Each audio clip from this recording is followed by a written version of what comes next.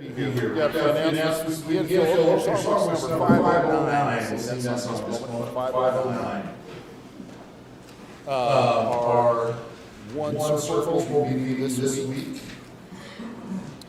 And there is a holiday schedule as well. We'll have regular service classes next Wednesday before Thanksgiving.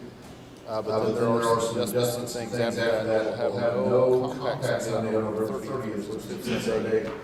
We'll just have our regular services, and then around the Christmas holiday, we'll have devotional on December 24th, and then the devotional followed by a potluck meal on December 31st.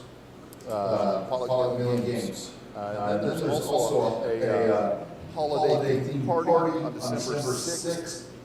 Here at the building, there'll be more information coming out about that. There's breakfast December 6th as well that morning. So lots of things coming up that we can get together and eat. Any other announcements? What? Oh, Julie ordered Jeff Porter's house Friday night at 7 o'clock Friday. Okay. Jeff Porter's house. Yeah. Thank you for remembering that. Any other announcements? 509. I will sing the wondrous story of the Christ who died for me. How he left his arm in glory for the cross of Calvary. Yes, I'll sing the wondrous story of the Christ who died for me. Sing it with the saints in glory.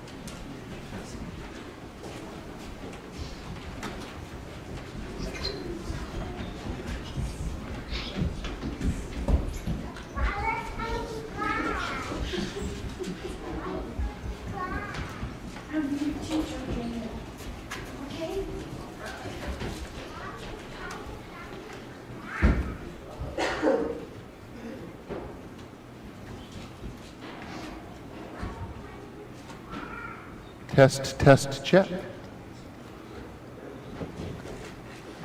Okay. We seem to be ready to go. All right, too many buttons up here.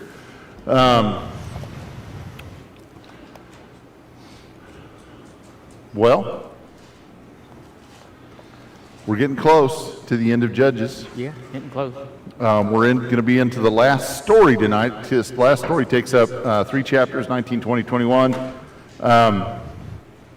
And then after we're done with Judges, we're going to move into the New Testament, do 1st and 2nd Timothy next. So, or somebody is, I guess. We hadn't even talked about who's. We kind of. We haven't floated it. All right, you haven't told me. All right. I haven't told you yet.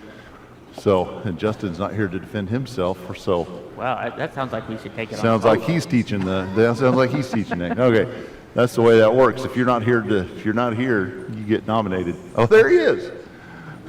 Okay, we'll rescind the vote. All right.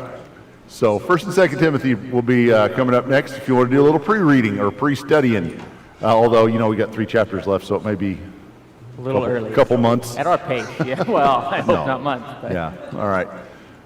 So we're going to start Judges chapter 19 tonight, and like I said, it takes us into the final story. These last few chapters, after we got done with the story of Samson, it kind of launched into a couple of kind of isolated stories from that time period that illustrate for us, I think, some of the problems and degradation and things that were happening within the nation of Israel through the period of the Judges.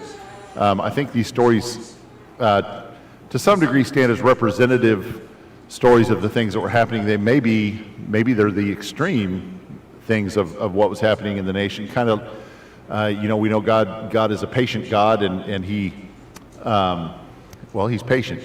But then things reach a certain point in Scripture where He finally decides it's time to act and do something, and it may be that these stories represent kind of those things that motivated God to act at times to bring judgment upon the nation when things like these that are kind of extreme were taking place. And I think with this last story especially, we find it here because it explains it explains what happens to one of the tribes of Israel and why that tribe was almost lost. Completely lost. So, it stands as a reminder for us that we need to continue to be vigilant in our in following God, because His patience does run out at some point. So it's a difficult story. The last story was a hard one in some ways, but I think this is probably a harder story to kind of stomach and get through. But it's here for a reason, so we're going to study it. Okay, Judges chapter 19. We're going to jump after that long preamble, now we're going to jump right in. Verses 1 through 4. Now it came about in those days, when there was no king in Israel, that there was a certain Levite staying in the remote part of the hill country of Ephraim, who took a concubine for himself from Bethlehem in Judah. But his concubine played the harlot against him, and she went away from him to her father's house in Bethlehem in Judah, and was there for a period of 4 months. Then her husband arose and went after her to speak tenderly to her in order to bring her back, taking with him his servant and a pair of donkeys. So she brought him into her father's house, and when the girl's father saw him, he was glad to meet him. His father-in-law, the girl's father, detained him, and he remained with him 3 days. So they ate and drank and lodged there. Okay, so setting the stage, first of all, the very first thing about the story kind of fits the pattern that we've seen in the previous couple of chapters, that this is specifically stated as happening at a time when there was no king in Israel. And so I think there's a couple things there. First of all, I think we're seeing that this is a looking back from the standpoint of when this was written down in its final form. That at that time, I think by the time that it's written, it seems they're into the era of the kings, and they're hearkening back to the time and telling the story of a time when there was no king. And so maybe helps us a little bit with the dating of the writing of the book, at least that the writing of the book happens later in the history, although not way down late, but just past the time that these things are happening. But then we're also given the setting of the stage as far as the details of the story. We're kind of introduced to some of the characters of the story. The Levite, who is unnamed, but he has a concubine that decides she doesn't want to do that anymore, I guess, or she misses home, or she wants to, she doesn't like the living situation, or she doesn't feel like she's valued, or whatever the case may be, she decides to leave. We're not told the reason that she leaves, really, but she goes home, and the Levite goes to get her. And I'm interested in the idea that he went there. In verse 3 it says he went after her to speak tenderly to her in order to bring her back. He's not going, it doesn't seem that he's going with the idea of treating her as a possession or as a slave or something like that, but he's going to woo her back. He's going to convince her to come back by his tender care for her. And so the first thing that we're introduced to about the Levite seems to be that he's treating her well, or at least maybe he wants to treat her well. Maybe he hasn't treated her well up to that point. Now he's going to repent. I'm not sure exactly how to read that, but we are given that piece of information that he's going with the purpose of speaking tenderly to her to bring her back. And so, and then we're introduced or kind of laid the foundation for the idea of how important hospitality is, and that's a thing that comes up over and over as we study Old Testament stories, how important hospitality was in their culture, and not just in their culture, but in the law as well, that it was a vital part of who they were supposed to be as God's people, demonstrating his love or showing his love to people through hospitality. And so we see that modeled by the way the Levite is going after her to bring her back. We see that modeled in the way that the woman's dad, his father-in-law, speaks to him and invites him in and cares for him while he's under his roof. So this undercurrent of hospitality being important, that foundation is laid here in this part of the story because it's going to play a big part in what comes next, how that is viewed. Yeah, so one of the interesting things we see is every time he's referenced, or not every time, but he's regularly referenced as the husband, and then here it says his father-in-law, which sounds like husband and wife terminology, but she's still called a concubine. The Hebrew word there is pilagesh, if I'm pronouncing that properly. There's not a great English word for it, because when we think concubine, we tend to think of someone who is more of a slave, and the term in Hebrew tends to mean a bit more than a slave, but less than a wife still. It's not the same thing. The children could be heirs. They could be considered legitimate heirs if you think like Abraham and Sarah. And then there's Hagar. So there's a third person who's not the same as Sarah. That's not Abraham's wife. He doesn't treat her just like he treated his wife, but he wasn't necessarily rude to her. Her children could have been considered heirs, but so then he had to send him away later. So it's kind of complicated. We don't know if the Levite has a wife. Maybe his parents never arranged to get him one. Maybe they're still alive, and that's why he didn't just take her for a wife. Maybe she was already his servant, and he kind of elevated her to concubine. We don't really know. But like Jason said, he's speaking tenderly to her. That phrase is speak to her heart. So he came here to speak to her heart, which would imply that he loved her. So there's some care on display here, even though she has rejected him. The NASB and a lot of the modern translations say that she played the harlot to him. The Septuagint, which is the Greek translation of the Old Testament that was used in the time of Jesus, says that she spurned him or rejected him. That there's only one letter difference in Hebrew between the term harlot, which is zanah, and then zanat is spurn or reject. So it's possible that there was a translation error at some point, although generically we could say that if she's playing the harlot, she's also clearly spurning him. So she's at the very least rejected him, and she's maybe even done more to him than that, which would cause, he could have, if she was playing the harlot, if she was committing adultery against him, he could have had her stoned, but that's not what he does. He goes and he gets her. And it seems like he doesn't, he took with himself one servant and 2 donkeys. The other donkey would have been for her to ride, not the servant. If she's a concubine, she would have been above his servant in that way, typically. The only other question I have from the text, I guess, and I didn't. Here's my question. I don't know if I can answer it or not. When it says that when the girl's father saw him, he was glad to meet him. I know what that means in our language, in our vernacular, where we would be meeting someone for the first time. But I wonder does that mean the same thing, like the father-in-law had never met his son-in-law at that point? Or is it just this, we can go meet somebody that we already know? But it makes me wonder how their relationship was arranged in the first place, if he is just meeting his father-in-law for the first time. But maybe that's getting into the weeds there a little bit. But I have questions. All right, do you have questions? Okay. Now on the fourth day, they got up early in the morning, and he prepared to go. And the girl's father said to his son-in-law, "Sustain yourself with a piece of bread, and afterward you may go." So both of them sat down and ate and drank together. And the girl's father said to the man, "Please be willing to spend the night, and let your heart be merry." Then the man arose to go, but his father-in-law urged him, so that he spent the night there again. On the fifth day he arose to go early in the morning. And the girl's father said, "Please sustain yourself, and wait until afternoon." So both of them ate. When the man arose to go with his concubine and servant, his father-in-law, the girl's father, said to him, "Behold, now the day has drawn to a close. Please spend the night. Lo, the day is coming to an end. Spend the night here, that your heart may be merry. Then tomorrow you may rise early for your journey, so that you may go home."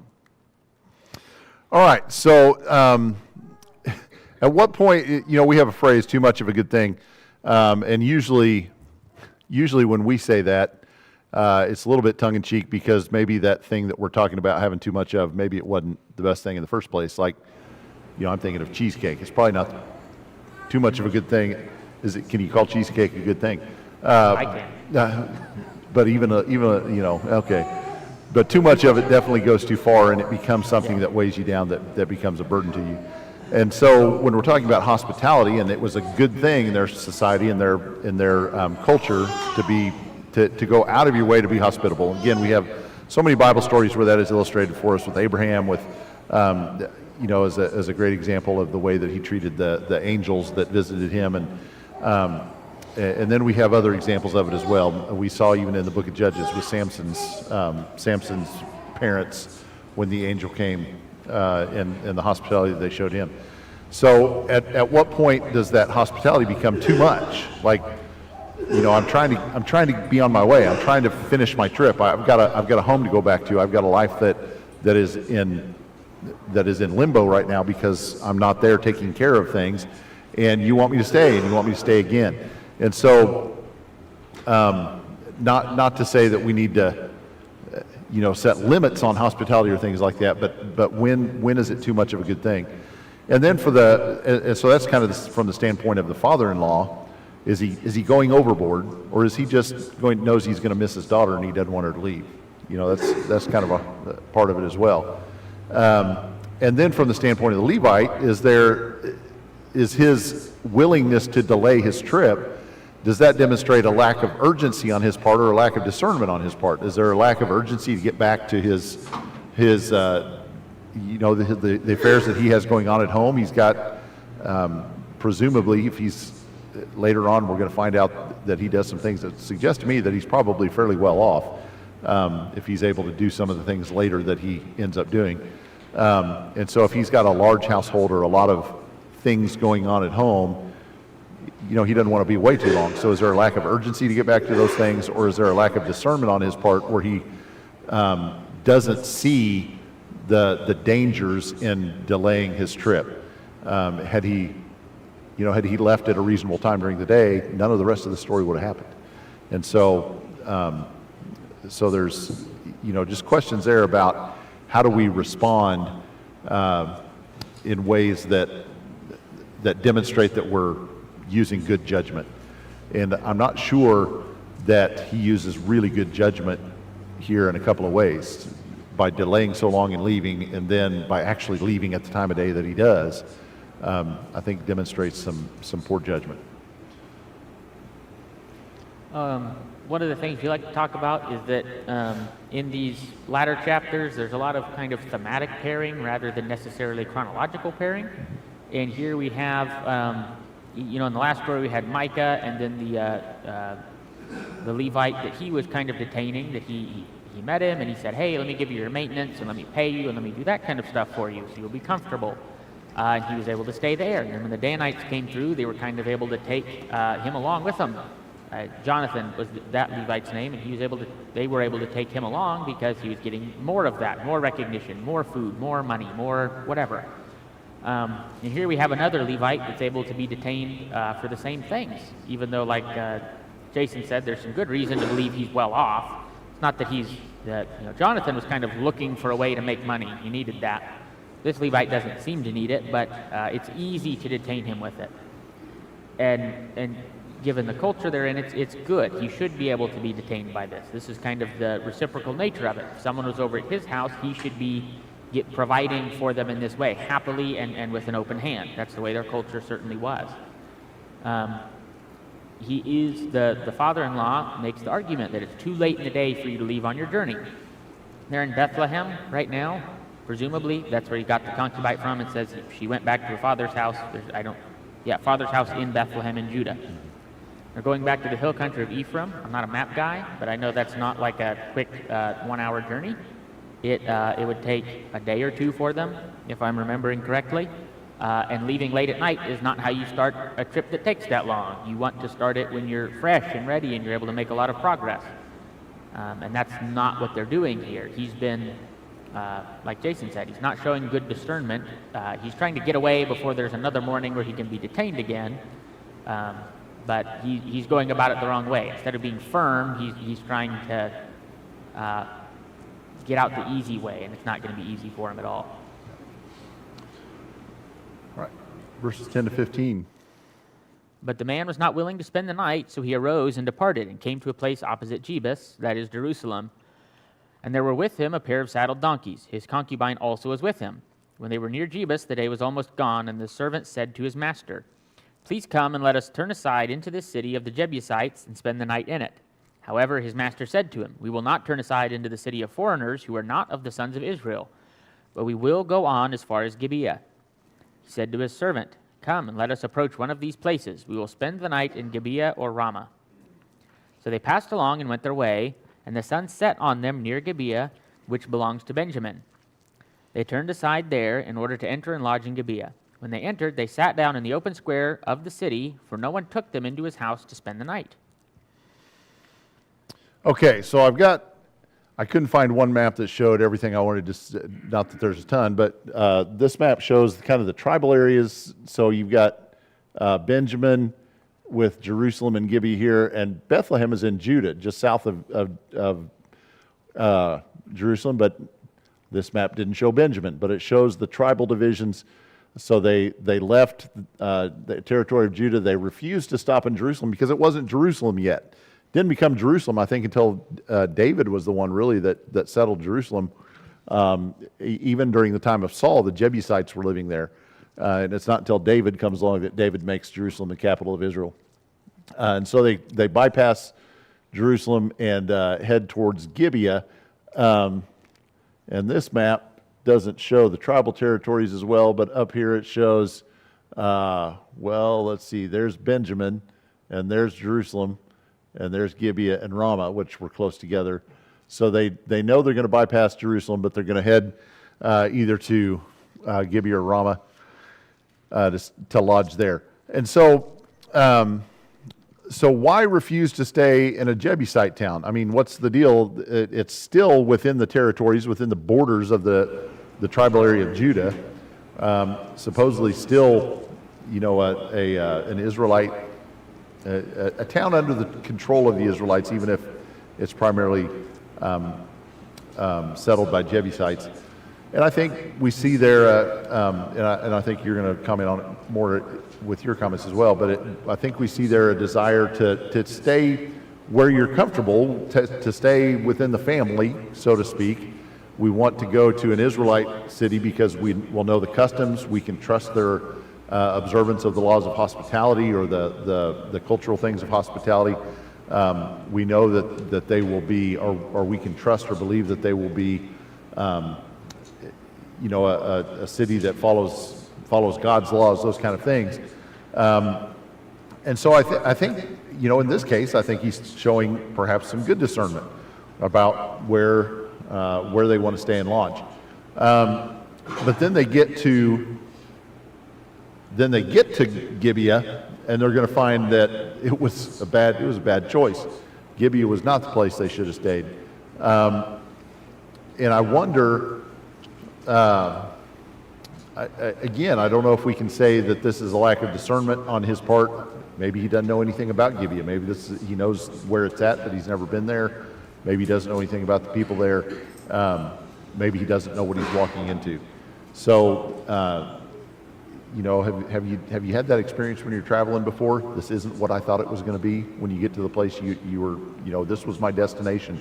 I wanted to go here, and then I got here, and I think I wish I was somewhere else, right? And that's kind of the way this is going to end up. This is where our target was to get to for the night, and we got there, and I wish we had gone somewhere else, because it ends up not being what they thought it was going to be. I mean, maybe, but he'd come from Ephraim down. Did he not pass through those towns, or? He'd come down, and maybe he didn't. Maybe he just passed through or passed by on the road, or stopped at the Buc-ee's or something. I don't know. But he didn't evidently spend the night because there was no shenanigans or problems on the way down. And yeah, those are all those. I always have all those questions, but we just don't know.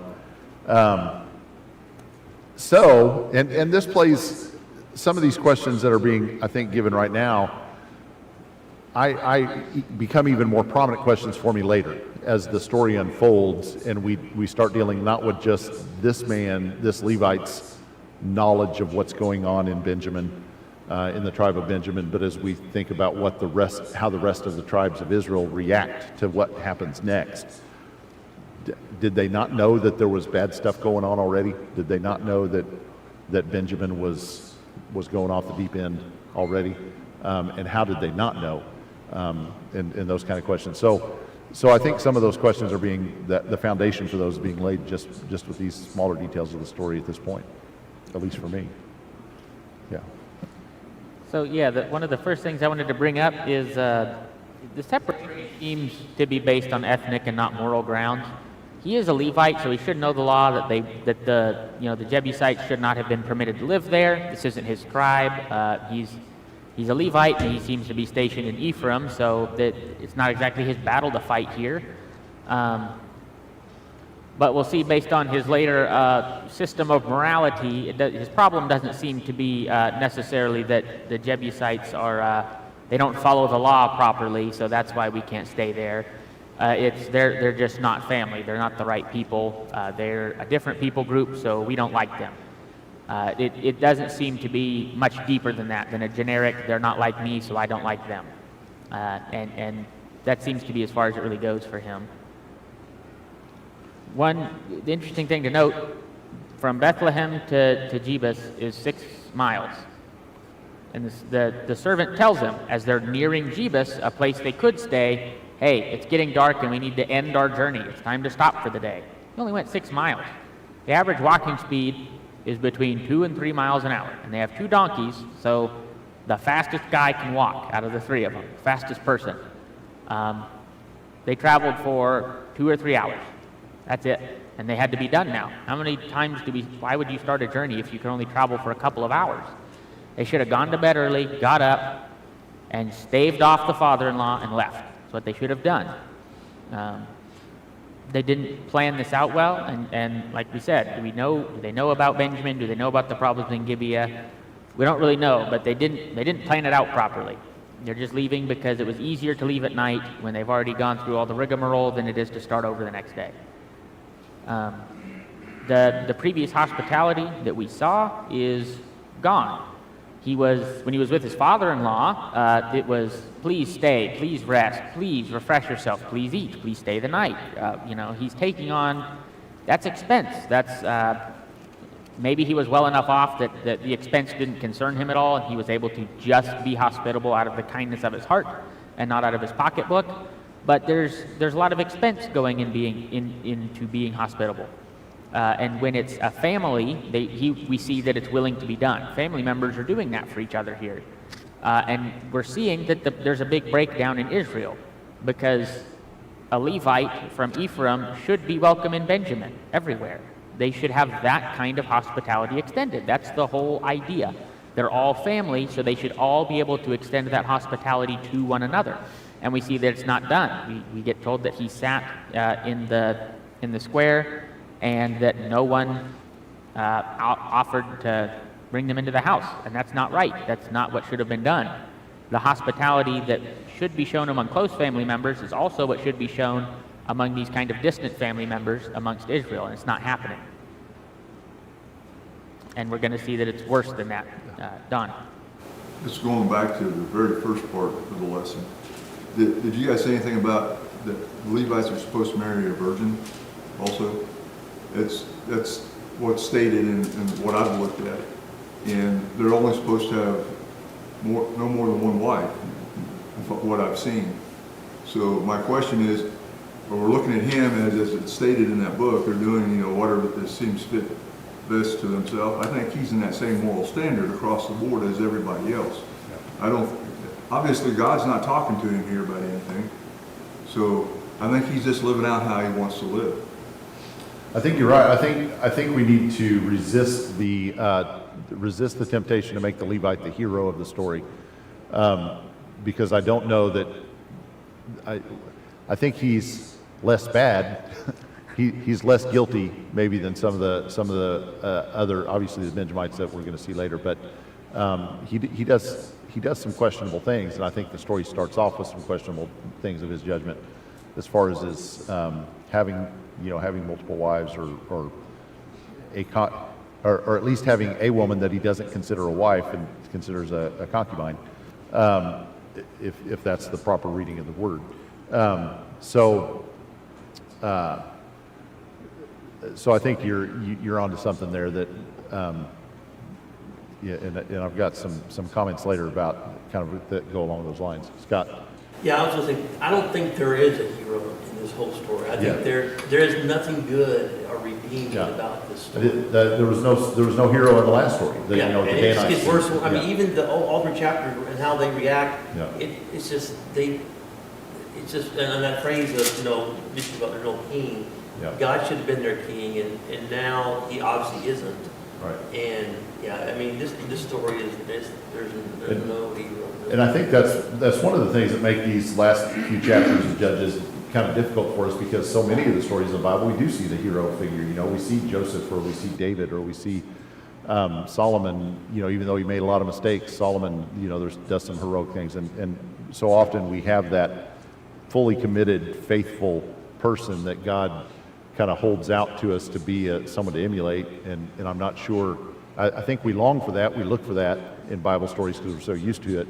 And then we read a story like this, and there's a temptation, I think, in this story at least, to hold out that the Levite is what he's supposed to be, which is, a representative of God's people from the priestly tribe and those kind of things. And I'm not sure that he meets that standard.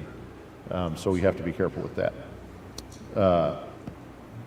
To add to that, especially the book of Judges, typically we have someone being called out of a people who are not acting properly after the people have at least somewhat recognized they're acting poorly, that they're not following God. An oppressor is sent and they cry out, and someone's raised up from among them who then kind of rallies them together and brings them back out of this evil state, back into a state of being in an appropriate relationship with God. And here, who's done the evil stuff? Who's going to do it? I mean, it's Israel to Israel. They're not even following after other gods, it doesn't say in this particular story. They're doing the evil things to each other. No one's crying out. No one's asking God, and we don't see a hero show up because God hasn't raised anybody up in this scenario. So it's people with poor morals reacting to the evil of the world, and it's never going to turn out properly if that's the situation we're looking at. God has to make a move, or people have to be following him, and that's not what we see. All right, verse 16. Then behold, an old man was coming out of the field from his work at evening. Now the man was from the hill country of Ephraim, and he was staying in Gibeah. but the men of the place were Benjamites.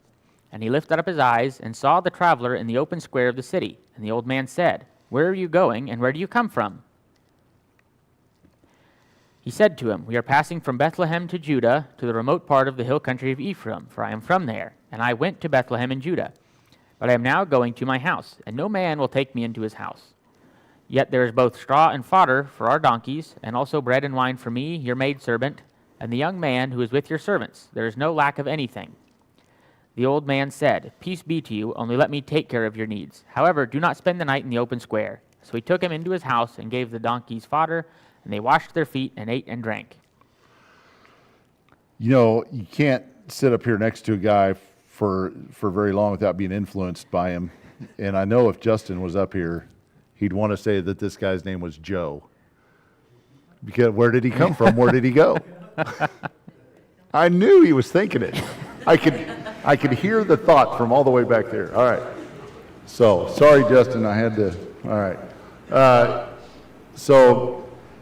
Contrast the hospitality of the man from Ephraim with the lack of the hospitality of the Benjamites. And I don't think it's an accident that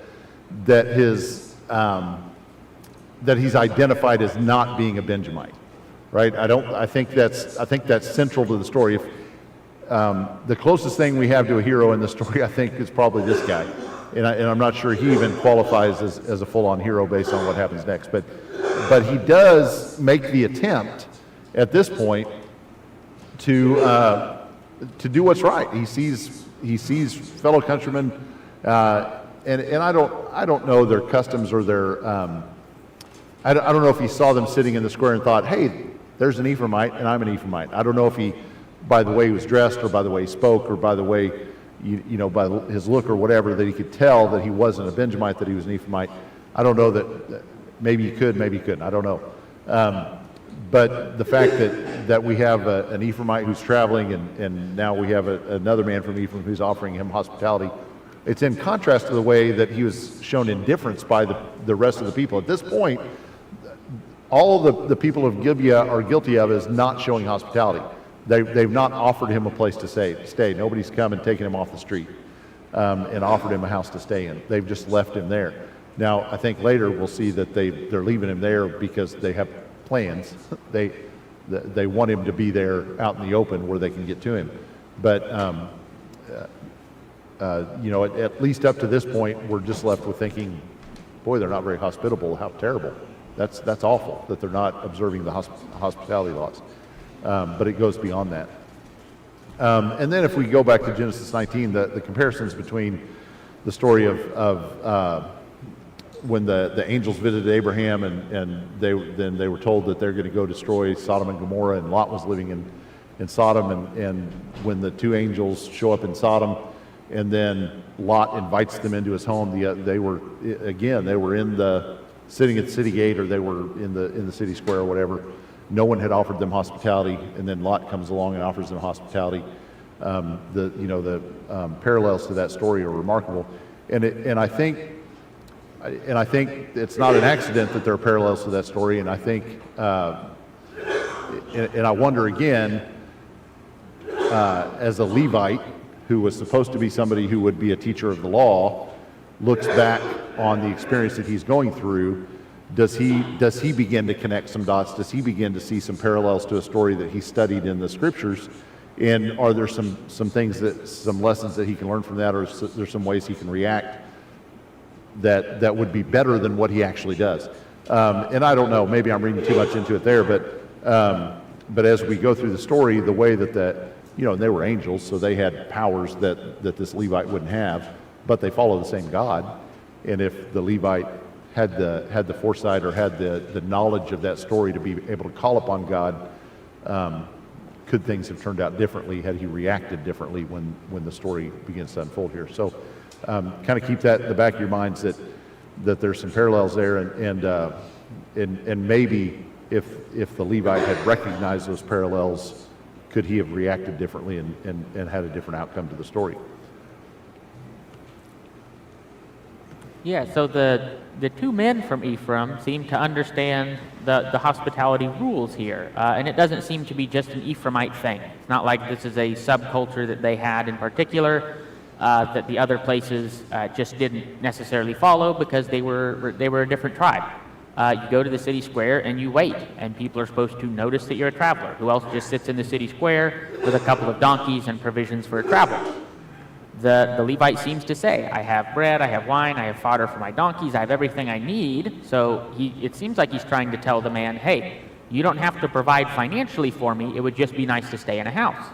That's what he's asking for. I want to lodge. I have provided for my needs for the whole journey. That's not on you. I can do that myself. That's the best way to get people to be hospitable. Even someone who is pretty poor could have offered him hospitality now, because he would have said, actually, I have all the food and for myself and my servants and my donkeys, and you don't have to provide for me. Just give me a place to sleep. That's easy to accomplish. And so he has made it easy on other people to be hospitable. Not only has he done all of the correct steps for someone to offer it to him, he's even extended farther beyond that, which is good for him to do. And the other man who's from Ephraim, it doesn't say specifically he's an Ephraimite, but he probably is. He comes and he says, no, I would like to take care of you. He says, let me take care of your needs. So he recognizes that the other man has what he needs to provide for himself, but he still says, no, let me take care of it. So both of them are very up to date on how to be hospitable. They're both of them are kind of putting all the feet forward that they can in this scenario.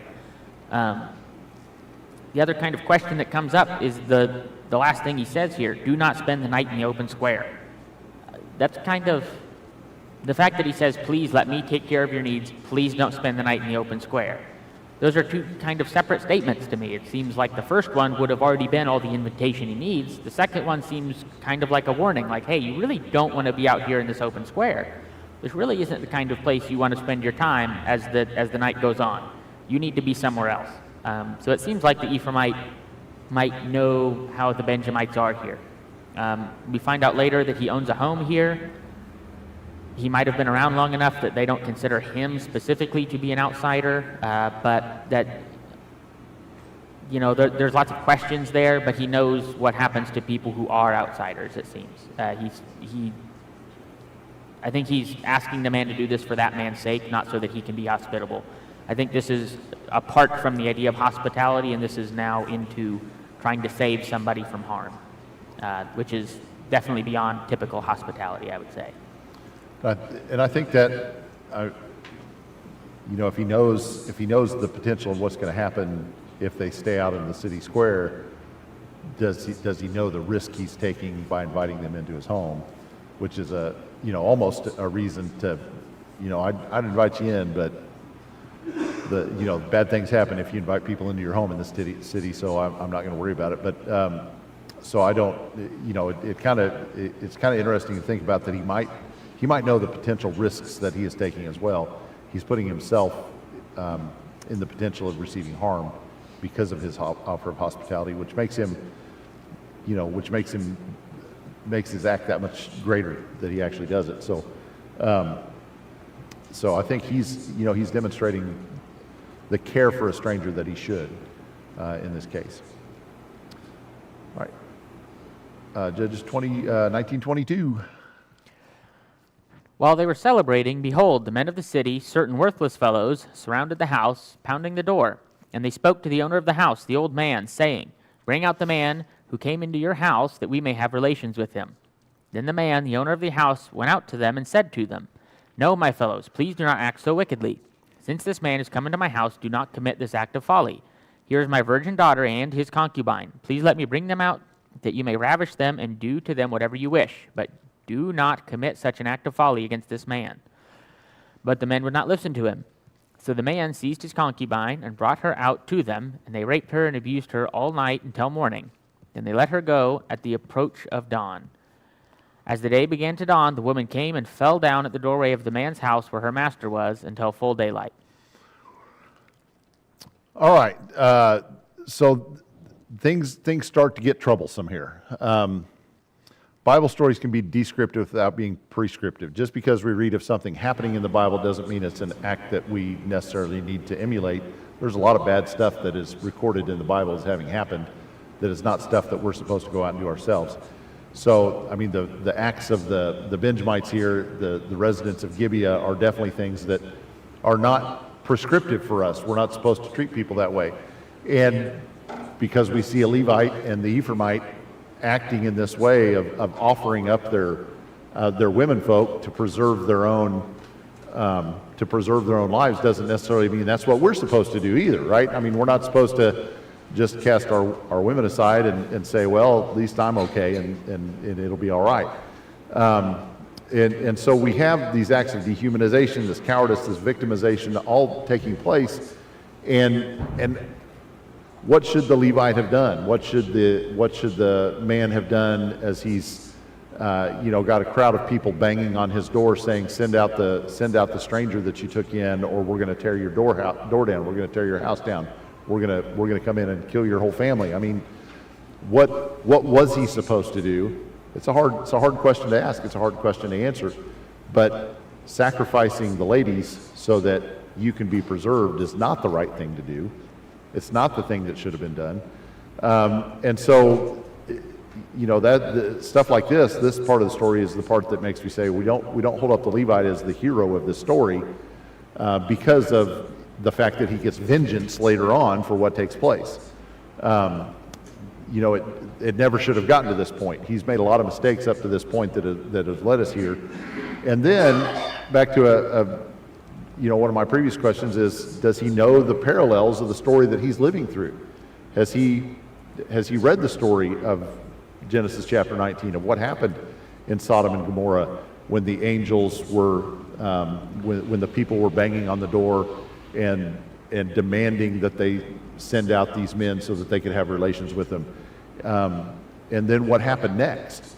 That the angels spoke and the men of the city were blinded and not able to carry through their actions.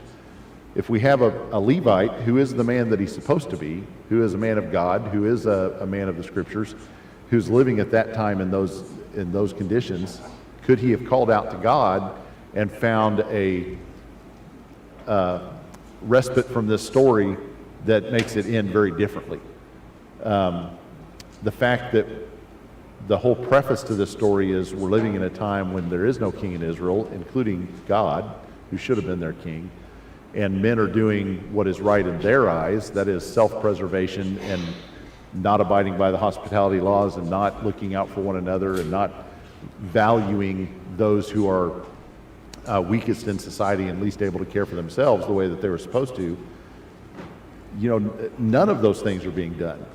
And so we should never have gotten to this point in the first place. And once we get to this point, if we care about God and we rely on Him, why are we not calling out to Him to see us through this ordeal rather than casting off our wife or our concubine? What the men of Gibeah did was unforgivable. But what the Levite does is pretty unforgivable too, throwing his wife out there to the wolves. I don't like it. I don't like this story. I don't like what he does, and I don't want to try to justify what he does as being, well, it's what he had to do. I don't think it is what he had to do. I think he put himself in this position, and he should have never been in that position in the first place. Maybe. Allowing everything to happen and somewhat rectify some of it as with the king as we get to go a little farther, but it doesn't get a whole lot better. Well, God lets them suffer the consequences of their actions and their decisions. And so if we, that's the whole point of Romans chapter 1. The further we remove ourselves from God, the worse off things get, and God, if we walk away from God, God will let us walk away from Him. I mean, He weeps over it. He longs for a reconciliation, and He provides a way back. But if we're determined to walk away from Him, He will allow us to do so. And so, this is the result of what happens when we walk away from God. Stuff like this happens. Justin.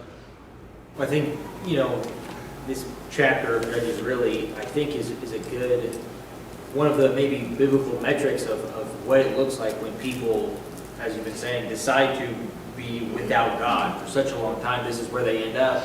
And I think it's also interesting that, while studying this chapter is challenging and difficult, I do think that the hope, the light at the end of maybe some of this is, as Sam had in his last few slides, that 6 miles away we have Bethlehem. And if you turn like 2 pages over in your Bible, you have this man named Boaz that treats women with honor, and is treating his workers with honor, and is doing all of these things, and kind of putting up these 2 pillars that yes, mankind can really mess things up and fall very far away from God, but there also were people in this time that were honoring him and being the people of morality and integrity and dignity.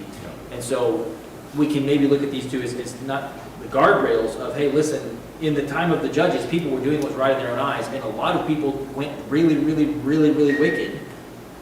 But it's not to say that there weren't people that were also following God in the best ways that they could. And I think that at least gives me a little bit of hope in looking at this passage going, this is really dark, but there's still a light that God is shining somewhere. I think that's an excellent point. And I think, calling attention to the story of Ruth and Boaz just a couple pages later, it's a contemporary story. I mean, it could have happened within a generation of the time frame that this story. I mean, this is kind of an undated story, as the story of the Danites is. In the last couple of chapters, we don't know exactly when it happened, but it was probably earlier in the period of the judges rather than later. And the story, I think, of Ruth and Boaz, is probably one of those stories that again was, several generations before David. So it was definitely during that period of the judges that could be going on at a very similar time frame as what we're looking at here. So that's a point that is well made, and I think when we read so many of the stories in the Bible about times when the nation went wrong, we can't discount the idea that there were pockets of faithful people, and so we see that with the story of Elijah, when he fled from Jezebel, and he actually said the words to God, "I'm the only one left," and God said, "There are 7,000 people that you don't know about in the land of Egypt that have not bowed the knee to Baal." And on the one hand, you think only 7,000 in the nation, but on the other hand, I'm not alone. There are thousands of others who are committed as I am to following God, and so what a great story, or what a great lesson for us that as for me and my house, we will serve the Lord. We will be faithful, and we'll trust that there are other faithful people out there as well, that we are not alone in following God, and we can do what is right and be what's the word I'm looking for? We encouraged, I guess, would be a good word. Encouraged by the fact that there are other people out there as well. Okay.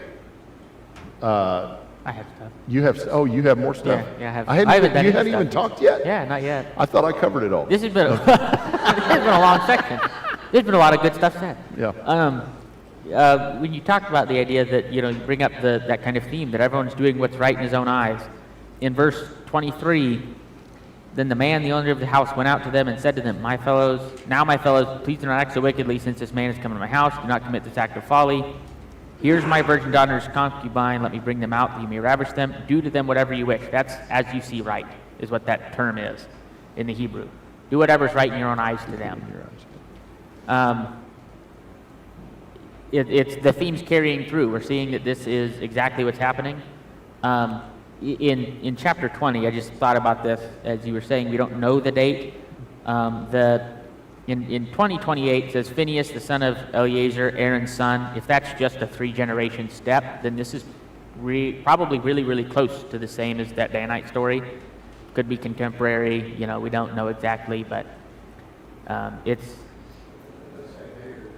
was ruling. I mean, he was Yeah, the priest. yeah. So it'd be that generation. Yeah, it should be close. Again, probably in the early, as long as we're not skipping anything and having someone like a grandson be named, and we're just saying son of, in the idea of like a, a generational type thing. More of a, if it's directly son of, then it's early. the descriptive without being prescriptive. We see that the Levite and the owner, the old man of the house, they make a utilitarian offer to the people who come to them. Like we've said, they don't display true godly morality here. They don't, I mean, the old man is willing to rebuke them, say, don't commit this act of folly. A man is here, we're supposed to be hospitable to him. I've taken him into my house, which means he is now responsible for the safety of that man until he leaves. So it's good for him to try to defend him. But instead, he says, here, take these other people, as though they're not also made in God's image, as though they're not also people with value. He makes a utilitarian offer where hospitality says that the man's needs come first in this scenario, so his safety comes first. And we can't draw that line, right? God isn't drawing that line to say, well, yeah, you should let the women die first, and you should have the men stay in the house, and that would be what's best. He goes out and he's willing to rebuke them for that act of folly. That is to say, men shouldn't have relations with men. That's detestable before God, right? You can't do that. But what else is rape less detestable? No, it's the same thing. It's the same concept here. It's not what God wants from them. And it's not only not what God wants, it's something specifically against that. It carries the death penalty, the same way that homosexuality would in the Old Testament. So he puts it forward as though this is some kind of better offer, or this is less bad for them to do. It's the same level of bad. The death penalty is as bad as it goes, right?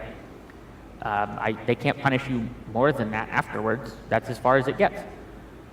So what's offered here is not like you said, it's not prescriptive. It is just descriptive. This is what they did, and they probably rationalized it to themselves, and it's not what they should do. Like I said earlier, Israel here, this isn't some foreign nation that's come in and oppressed them as a result of God giving them over to that nation. This is letting their evil kind of play its course, it seems. They're essentially punishing themselves here. They're sinning and doing evil things to each other. They're not acting like a large family anymore. They're not acting like they're interconnected. They are acting like completely different countries, and that's not how it ought to be. They ought to be acting like each other are sister states, sister families. They're all connected, and they should be looking out for one another. When Ephraim has a town that's doing this kind of thing, Ephraim should have already taken care of this. It was probably known. The Ephraimite probably knew this is the kind of thing that happened. So the Benjamites, this town of Gibeah, should already have been taken care of by them so that they wouldn't be a stain on Israel. We have just a short section to get through chapter 19. Let's do these last few verses here, and we might pick up here as a refresher next week. When her master arose in the morning and opened the doors of the house and went out to go on his way, then behold, his concubine was laying at the doorway of the house with her hands on the threshold. He said to her, "Get up and let us go." But there was no answer. Then he placed her on the donkey, and the man arose and went to his home. When he entered his house, he took a knife and laid hold of his concubine and cut her in 12 pieces, limb by limb, and sent her throughout the territory of Israel.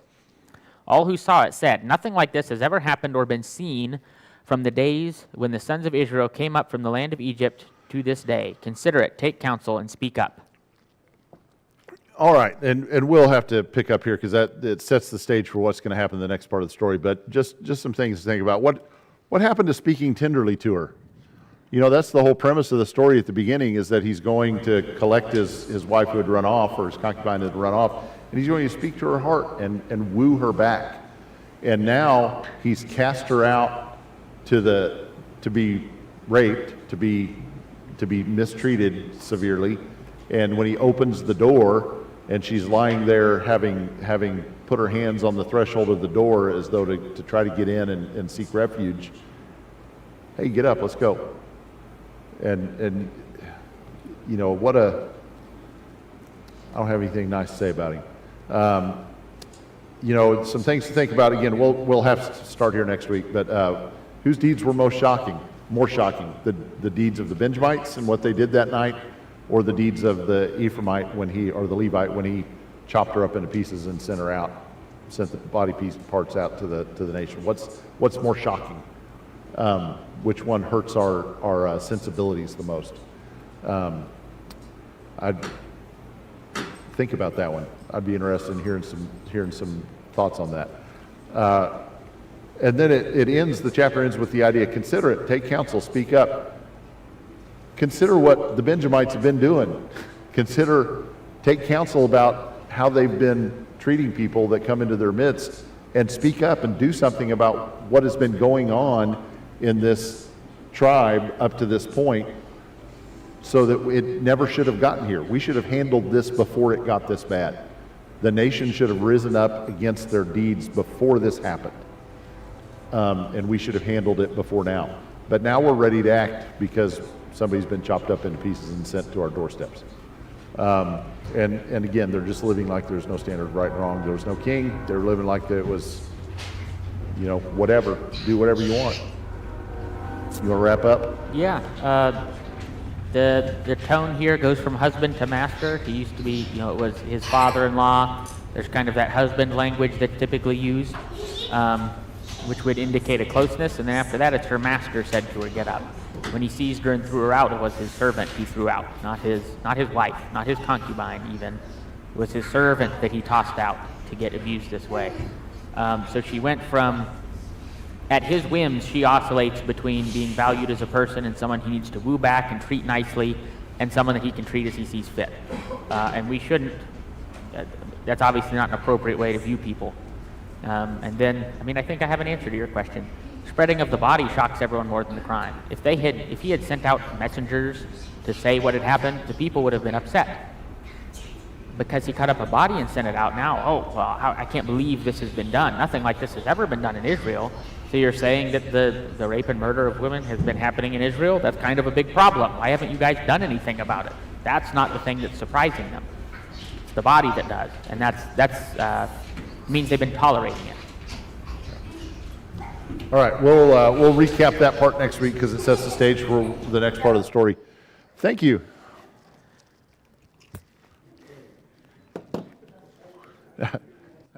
Sleep well tonight. Yeah.